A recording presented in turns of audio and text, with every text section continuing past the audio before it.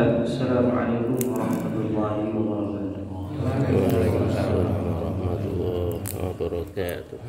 Innal hamdalillah nahmaduhu wa nasta'inuhu wa nastaghfiruhu wa nastahdiih wa na'udzu billahi min shururi anfusina wa sayyiati a'malina. May yahdihillahu fala mudilla lahu wa may yudlil fala hadiya lahu. Asyhadu an la ilaha illallah wahdahu la syarika lahu wa asyhadu anna Muhammadan 'abduhu wa rasuluh sallallahu alaihi wa ala alihi wa ashabihi wa man tabi'a hudahu ila yaumiddin. Tsumma amma ba'd. Ma'asyiral hadirin jamaah dikhawatir bagi dirahmati Allah Subhanahu wa taala. Alhamdulillah, kita bersyukur kepada Allah atas limpahan nikmat dan juga rahmatnya. Terkhusus pada kesempatan pagi hari ini kita dipertemukan Allah Ta'ala dalam majelis yang mulia ini untuk bersama-sama kita mengkaji di antara ayat-ayat Allah Subhanahu wa Ta'ala, yang mana kita telah menyelesaikan bacaan dari surat Al-Anbiya ayat 74 hingga ayat 77, yang tentunya sebagaimana nama surat ini Al-Anbiya, pembahasan kita adalah tentang pujian Allah Ta'ala atas nabi-nabi, para rasul yang Allah utus kepada kaumnya. Di ayat 74 Allah Ta'ala berfirman, wa lutan atainahu hukman wa ilman. Dan walutan dan Nabi Lut, kita tahu Nabi Lut ini diutus kepada suatu kaum yang mereka berbuat perbuatan yang keji, yang digambarkan belum pernah terjadi sebelumnya. Dan Nabi Lut pun beliau ini satu masa dengan Nabi Ibrahim alaihissalam, meskipun berbeda lokasinya, berbeda tempatnya.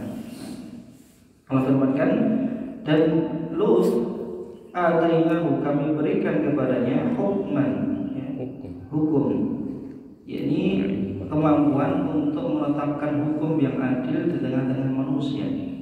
Wa ilman, serta ilmu. Disandingkannya hukman wa ilman menandakan bahwa hukum itu harus berlandaskan ilmu. Seseorang yang berhukum tanpa ilmu maka dia akan berbuat zalim semena-mena. Adapun orang yang berilmu namun tidak bisa berbuat adil pun juga tidak luas manfaatnya. Walajjainahu, dan kami selamatkan dia min dari al-qaryati, qaryah di sini kampung, tapi maksudnya adalah ahlul qaryah. Karena adapun qaryah sendiri tidak membahayakan. Kampung itu tidak membahayakan sama sekali. Yang membahayakan adalah ahlul qaryah, allati kanat ta'malul khaba'ith, allati yang mana penduduk kampung tersebut kanat dahulunya mereka ta'mal berbuat al-khaba'ith. Al-khaba'ith jamak dari khabithah, perbuatan yang keji. Disebutnya khaba'ith artinya bukan hanya satu kejahatan saja, bukan hanya satu perbuatan nista saja, tapi ada banyak perbuatan maksiat yang itu Allah menyebutnya al-khaba'ith, perbuatan yang keji, yang menjijikkan, yang itu Allah kesankan agar apa? Kita harus merasa keji, tidak menganggapnya sebagai suatu hal yang biasa, akan agar kita akan menjauhi perbuatan yang keji tersebut. Innahum, sesungguhnya mereka, mereka itu adalah qaum sau'in. Qaum sau'in artinya adalah kaum yang buruk. Sau atau su, sama ini sifat, dan mereka adalah kaum yang buruk. Fasikin, lagi fasik, yang mana sifat orang yang fasik itu sifat fisq. Wal fisqu al-khuruju an ta'atillah, dan fasik itu sendiri adalah keluar dari ketaatan kepada Allah Subhanahu wa Ta'ala, lawan daripada taat. Taat itu lawannya adalah fisq. Wa adkhalnahu, dan kami masukkan dia, yakni Nabi Lut, fi rahmatina, dalam rahmat kami, dalam kasih sayang Allah Ta'ala.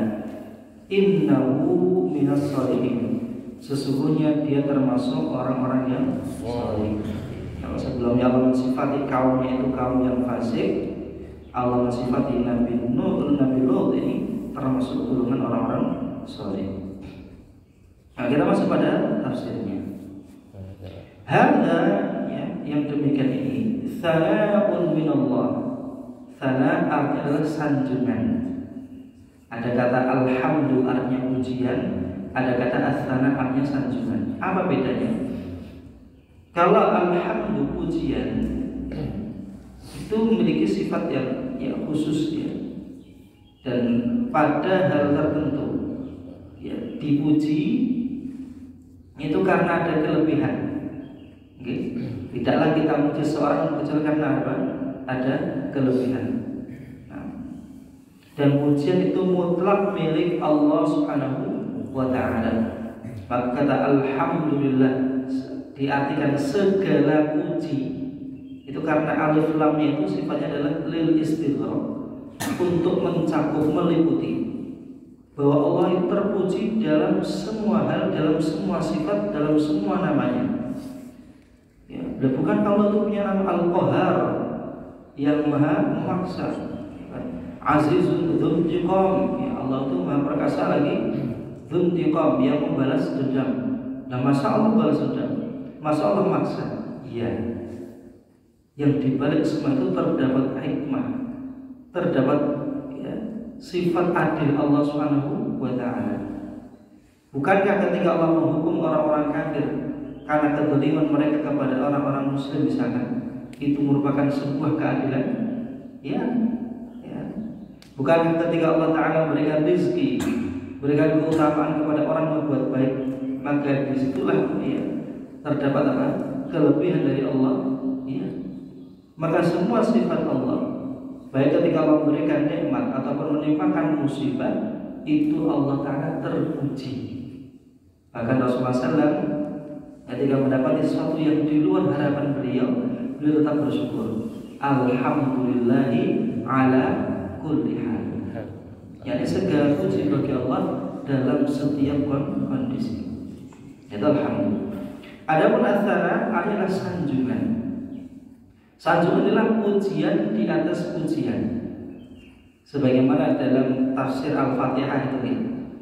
Dalam hadits qudsi Rasulullah SAW menyampaikan dari Allah Ta'ala, ya, qasamtu baini wa baina 'abdi, qasamtu salata baini wa baina 'abdi nisfain. Aku membagi salat antara diriku dengan hamba-Ku itu menjadi dua bagian.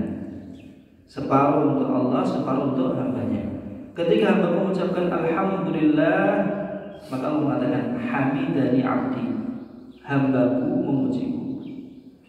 Wa idza qala 'abdi ar-rahmanir rahim, qala Allah berfirman athna 'alayya 'abdi, hamba-Ku menyanjungku. Setelah menyebut pujian kepada Allah ditambahkan, ya Allah, Engkaulah yang Maha Pengasih, Engkaulah yang Maha Penyayang. Di sini yang maksud daripada athna tadi, sanjungan. Tidak hanya dalam satu hal saja yang dia dipuji, namun dalam banyak hal. Nah, kembali ke tafsir tadi ini, bahwa beberapa sifat yang Allah sebutkan tentang Nabi Lut itu adalah thana, adalah sanjungan minallah, ya, dari Allah ala rasuli, atas rasulnya, yaitu Lut alaihissalam, Nabi Lut alaihissalam, bil ilmi syar'i. Yang pertama karena kemuliaan beliau yang Allah berikan ilmu syar'i, ilmu tentang syariat Allah. Dan siapakah yang lebih mengenal tentang syariat Allah daripada nabinya? Yang kedua, wal hukmi bainan nas, serta kemampuan Nabi Lut dalam menetapkan hukum di antara manusia, bis-shawabi was-sadad.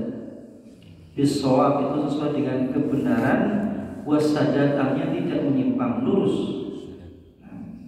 Ini yang seyogianya dimiliki oleh setiap pemimpin, ilmu serta hukum yang adil. Nah, ketika orang jahil memimpin, maka pasti akan rusak. Tapi orang berilmu tanpa memiliki sifat adil, maka itu adalah kezaliman. Ini yang terjadi di banyak tempat. Dan lebih-lebih Rasulullah SAW menyampaikan ketika zaman itu sudah mendekati masa akhirnya, ittakhadhan nasu ru'asa'an juhalan, maka manusia akan mengangkat pemimpin-pemimpin yang jahil, artinya tidak memiliki pondasi ilmu syar'i. Barangkali secara duniawi dia menguasai, detailnya mungkin sampai berjejer-jejer, tapi tidak ada ilmu syar'i yang dia kuasai, tidak ada ilmu syar'i yang dia yakini, sehingga apa? Seseorang itu berhukum dengan hawa nafsunya, bukan dengan syariat Allah Subhanahu wa ta'ala. Kemudian Allah sifati lagi, wa anna Allah, dan sesungguhnya Allah arsalahu, mengutusnya, ini mulus Nabi Lut, ila qaumihi, kepada kaumnya, yad'uhum ila ibadatillah, yang tugas utamanya adalah beliau menyeru kaumnya tersebut untuk menyembah Allah Subhanahu wa ta'ala semata. Wa yanhahum, serta mencegah mereka, menghalangi mereka, amma hum alaihi minal fawahish, dari perbuatan keji yang berlaku di tengah-tengah mereka. Fala bitha yad'uhum, maka teruslah Nabi ini mendakwahi mereka, menyeru mereka. Falam yastajibu lah, namun tetap mereka tidak memenuhi seruan tersebut. Mereka tetap di atas perbuatan nistanya, tetap berada di atas kemaksiatannya. Faqallaballahu alaihim diyarahum, maka qallabannya adalah membalikkan. Ya, iqlab itu dari kata aqlaba yuqlibu, artinya membalikkan bacaan unsur atau tanwin kepada bunyi mim. Ya, harusnya min ba'di jadi mim ba'di. Nah, kalau itu huruf yang dibalik. Ini kaumnya Nabi Lut dibalikkan, ya, diyarihim, ya, yaitu negeri mereka, kampung mereka, rumah-rumah mereka dibalik oleh Allah Subhanahu wa ta'ala. Wa'adzabahum an akhirihim, dan Allah siksa mereka, Allah azab mereka sampai yang terakhir mereka. Li'annahum, sebab mereka adalah qaum sau'in, kaum yang buruk. Ini bahasa qaum sau'in ini maknanya begitu dalam. Berbeda dengan qaum su' misalkan, itu mereka adalah kaum yang buruk. Tapi kalau qaum sau'in ini seakan Allah Ta'ala meletakkan keburukan itu ya pada mereka. Ya.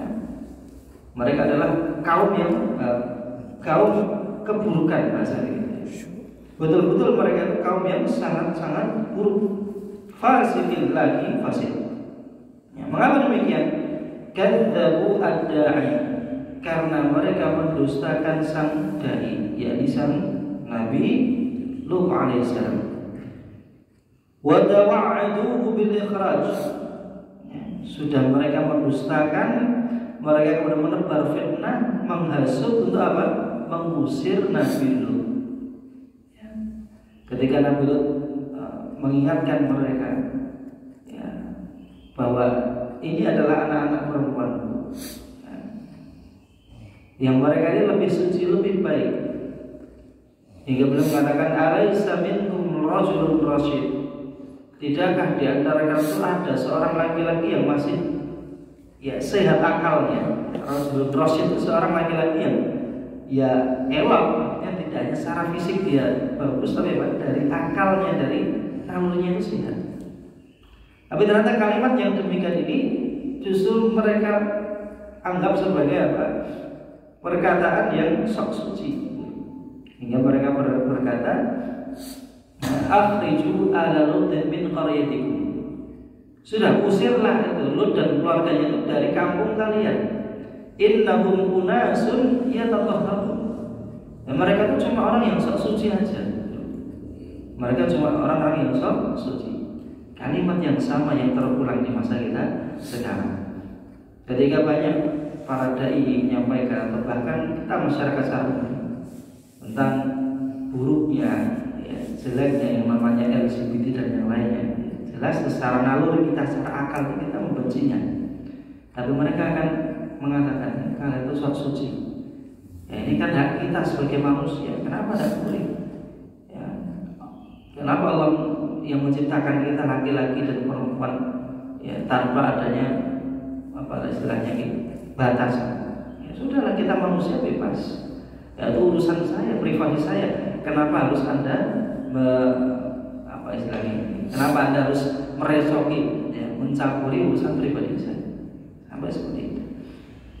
Maka ketika mereka mengancam Nabi Lut dan keluarganya, bil ikhraj, ya, untuk apa? Diusir. Dan memang semua nabi itu terusir. Semua nabi itu mengalami hijrah. Ya, kalau kita perhatikan Nabi Musa itu beliau dari Mesir sampai ke Palestina. Ada pula Nabi Ibrahim itu beliau terusir. Ya. Ada pula Nabi Isa itu pun juga sama, ya, dikejar-kejar. Demikian pula Nabi Muhammad alaihissalam, demikian pula Nabi Lut terusir. Yaitu menggambarkan apa? Beratnya ujian dakwah terkhusus para nabi dan rasul. Karena dakwah itu memiliki konsekuensi yang berat. Bukan sekedar menyampaikan kebenaran, tapi bagaimana mencegah kemungkaran itu. Kalau mengajak kepada kebenaran, mengajak kepada hal yang positif, ini kiranya lebih mudah. Tapi untuk mencegah kemungkaran, ini yang berat. Ya, untuk mengatakan yang mungkar ini sangat berat. Nah, kembali ke tafsir tadi. Wa najjallahu Lutan wa ahlahu. Yang pada akhirnya Allah menyelamatkan Lutan, Nabi Lut, wa ahlahu, dan keluarganya, yakni anak-anaknya, karena istrinya ini terlewat. Fa amarahu, maka Allah perintahkan beliau an yusri bihim lailan, agar beliau melakukan perjalanan itu di malam hari. Ini bahkan sebelum mereka mengusir Nabi Lut dan anak-anaknya, terlebih dahulu Allah selamatkan. Ya, Nabi Lut ditempatkan di tempat yang selamat, sedangkan orang-orang kafir ini pada akhirnya mereka ditimpakan azab oleh Allah Subhanahu wa taala. Nah, Allah perintahkan Nabi Lut agar beliau melakukan perjalanan di malam hari. Liyab'adu 'anil qaryah, agar dia menjauh dari kampung tersebut. Fasarau wa najau, maka mereka pun berjalan dan mereka pun selamat. Min fadlillahi ta'ala 'alaihim wa minnatihi, yaitu adalah bagian daripada keutamaan Allah Ta'ala serta anugerah Allah Subhanahu wa ta'ala. Wa adkhalnahu fi rahmatina. Nah, ini ujian yang lainnya. Tadi mulai dari beliau adalah seorang yang berilmu, seorang yang adil, ya, beliau pula yang disifati Allah Ta'ala, ya, dengan sifat rahmat tadi. Kami masukkan dia ke dalam rahmat kami. Artinya rahmat Allah Ta'ala yang melekat pada Nabi Lut alaihissalam. Allati man dakhalaha, yang mana barang siapa yang masuk ke dalam rahmatnya Allah, kana minal aminin, maka sungguh dia termasuk orang-orang yang selamat. Min jami'il makhawif, min dari jami'i semua al-makhawif, ini sesuatu yang ditakutkan, yang dikhawatirkan. An-nailina kulla khairin wa sa'adah, yang mana mereka mendapatkan kulla khairin, setiap kebaikan, wa sa'adatin, dan kebahagiaan, wa birrin wa sururin, ya, bir itu juga maknanya kebaikan, sururin itu ya bahagia, senang. Nah, wa thana'in, serta mendapatkan sanjungan daripada Allah Subhanahu wa ta'ala. Wa dzalika, dan yang demikian ini li'annahu, dikarenakan beliau ini minas salihin, termasuk orang-orang saleh, alladzina salahat a'maluhum, yakni orang-orang yang salahat, yang baik, a'maluhum, amal mereka, wa zakat ahwaluhum, serta suci ahwaluhum, keadaan mereka. wa aslahallahu fasidahum, maka Allah perbaiki apa yang rusak dari mereka. Wassalah huwa sabab ad-dukhul, huwa sabab lidukhulil 'abdi bi rahmatillah. Dan as-salah, ya, kesalihan, sifat saleh itu huwa sabab, itulah sebab utama lidukhulil 'abdi, untuk masuknya seorang hamba bi rahmatillah, kepada rahmat Allah. Maka Rasulullah SAW menyampaikan, inna fil jasadi mudghah, sesungguhnya dalam raga manusia, dalam jasad manusia itu terdapat segumpal darah. Idza salahat, bila segumpal darah ini baik, ya, salaha sairu amali, akan baik pula seluruh amalnya. Wa in fasadat, namun jika segumpal darah ini rusak, fasada sairu amalihi, rusaklah seluruh amalnya. Apa itu? Ala wahiyal qalb, ketahuilah bahwa segumpal darah itu adalah hati.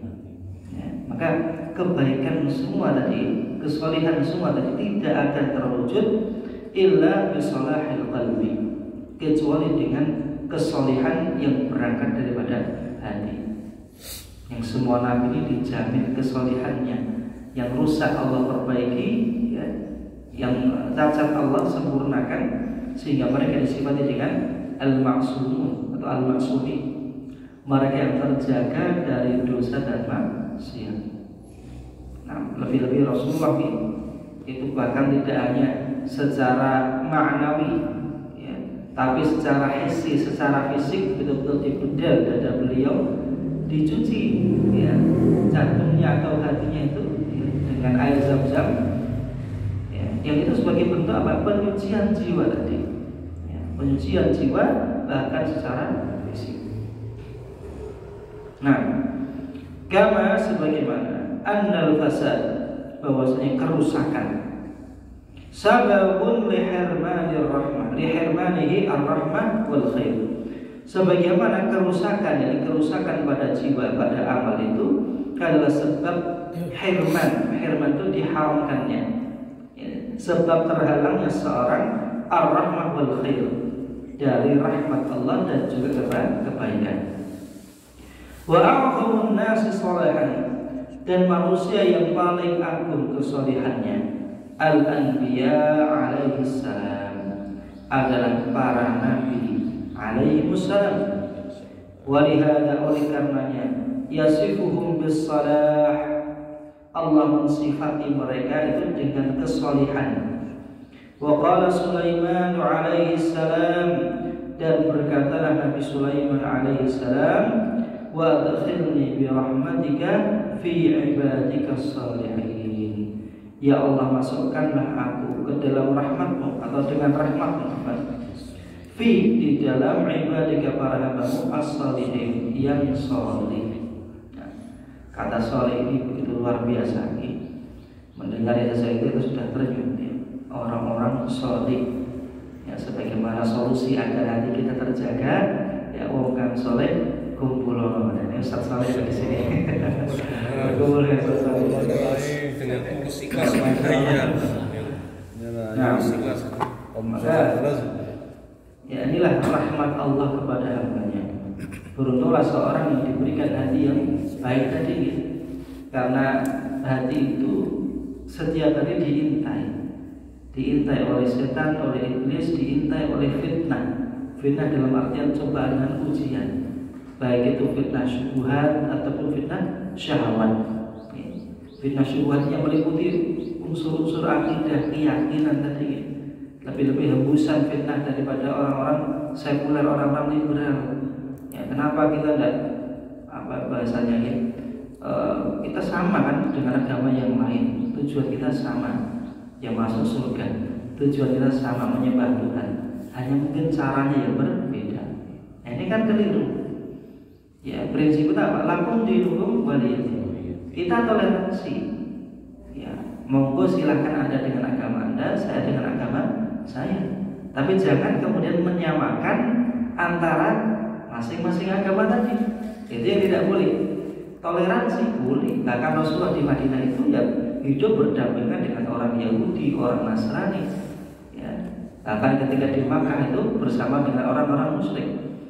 Tapi yang tidak beliau inginkan apa? Ketika mereka menghendaki agar kita ini mengikuti apa yang mereka sembah. Jadi kan tidak boleh. Sebagaimana di Makkah itu sebelum Rasulullah hijrah ditawari, ya, kalau kamu ya, mau kami tidak mengintimidasi teman-teman kamu, maka kamu menyembah Tuhan kami 1 tahun, kemudian kami akan menyembah Tuhan kalian 1 tahun. Dan lucu gitu. Bagaimana bisa seperti itu? Ya, kalau asimilasi budaya, percampuran budaya itu hal-hal yang sah-sah saja. Ya, dalam hal pakaian mungkin, dalam hal bahasa.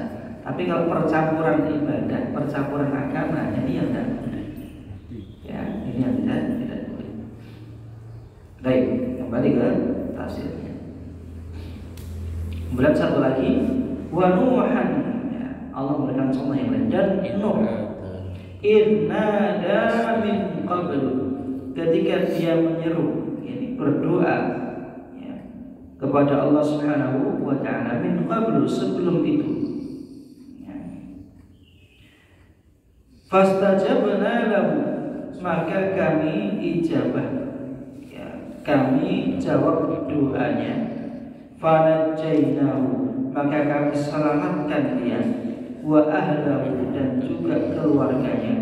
Lagi-lagi yang dimaksud keluarga di sini ada anak-anaknya, karena istri beliau pun sebagaimana Nabi Lut terlewat. Nah, minal karbil azim, dari al-karbi, bencana atau musibah, al-azim, yang besar. Wa nasarnahu, dan kami selamatkan dia, min dari al-qaumi, kaum alladzina yang kadzabu bi ayatina, yang mendustakan ayat-ayat kami. Innahum, sesungguhnya mereka, kaum mereka itu adalah qaum sau'in, ya, kaum yang buruk. Fa aghraqnahum, maka kami tenggelamkan mereka, ajma'in, semuanya. Wadkur, ya, yang di sini konteksnya Allah sedang menceritakan kepada Nabi Muhammad bahwa Nabi itu selain kaum Muhammad ya, ada Nabi-Nabi lain, Nabi Ibrahim ada, Nabi Lut ada, Nabi Nuh pun juga ada.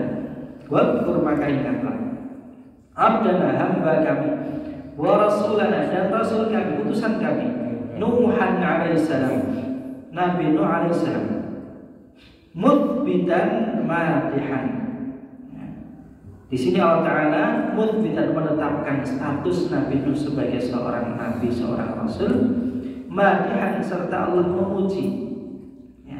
Haina, ketika arsalullah, Allah mengutus beliau ini, ila qaumihi, kepada kaumnya.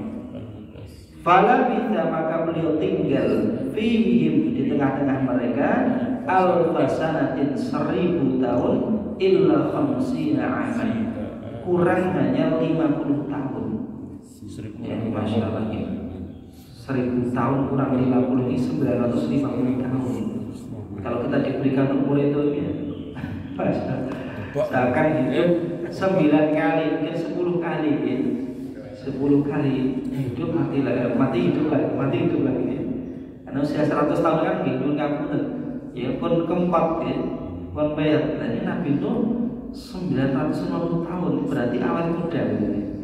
Usia 100 tahun berarti masih kuat, 200 tahun masih kuat ya. Sampai 950 tahun ya. Artinya ini hal yang luar biasa Allah berikan kepada Nabi Nuh, yang selama itu pula beliau istiqomah.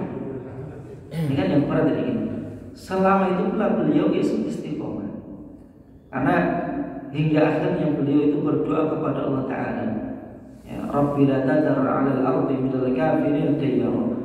Akhirnya beliau ketika sudah merasa ini sudah pol-polan ya, beliau mohon kepada Allah, ya Allah ya Rabb, jangan tinggalkan di muka bumi ini minal kafir, dari orang-orang kafir, dayyara, ya, satu pun dari mereka, habiskan mereka, musnahkan mereka. Ibaratnya satu jengkel ini sudah mentok. Dakwah yang siang malam, siron bajaran, baik yang sembunyi-sembunyi ya, secara personal ataupun secara kolektif disampaikan, ternyata ya, tidak direspon baik. hanya tinggal satu bahtera, itu pun diisi tidak oleh manusia saja, bahkan dipenuhi dengan hewan-hewan itu. Nah, maka beliau berdoa demikian itu bukan tanpa sebab, karena kan sudah cukup lama beliau membersami mereka. Bahkan dalam satu tafsir disebutkan beliau berdoa demikian karena mendapati dari generasi ke generasi itu tidak ada perubahan.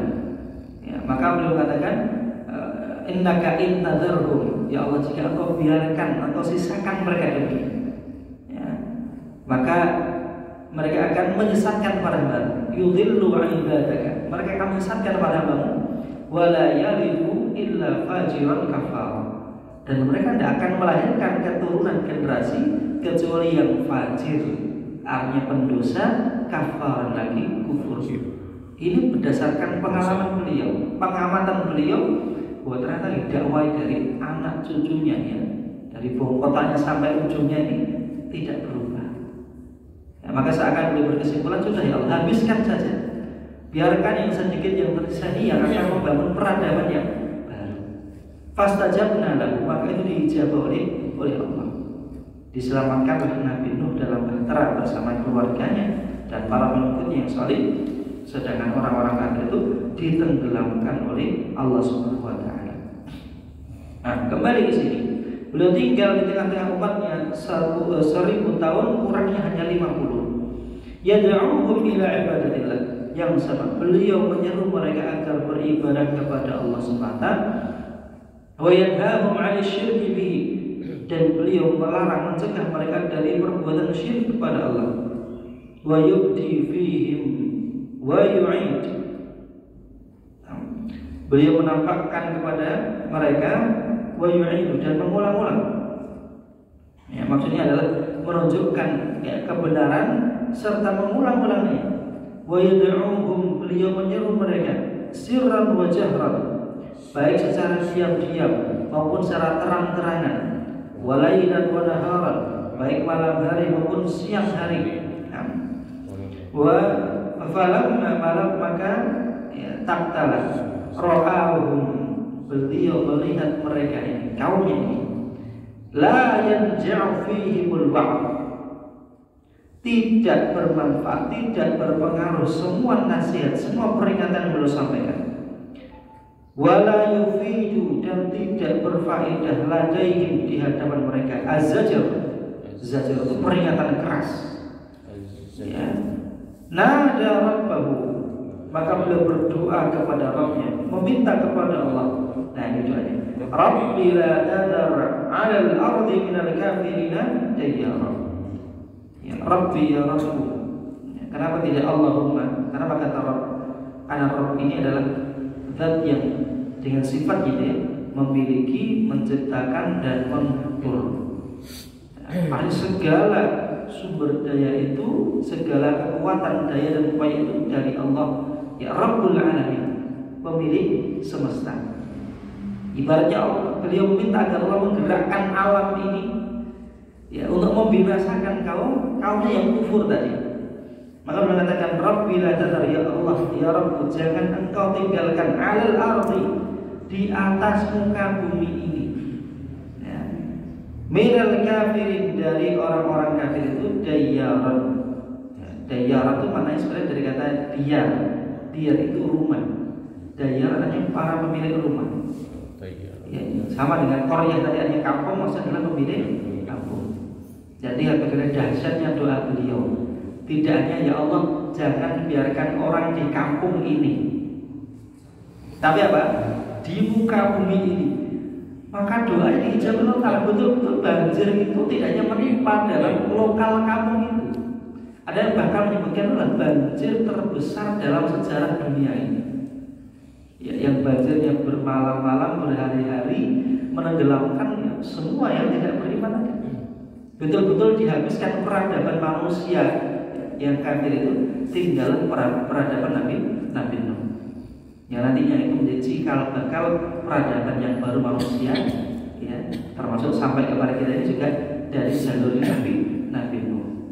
Nah, Rabbi la tadar 'alal kafirin 'alal ardi minal kafirin, ya Allah, jangan tinggalkan, jangan sisakan di atas muka bumi ini orang-orang kafir dia satu pun ya. Innaka sesungguhnya engkau ya Allah intadarhum, jika engkau membiarkan mereka, yakni menyisakan mereka, yudhillu ibadaka, niscaya mereka akan menyesatkan para hambamu ya Allah, wala yaidu, dan tidaklah mereka itu melahirkan ya, illa kecuali fajirun ya, para pendosa kafaran lagi kafir ya.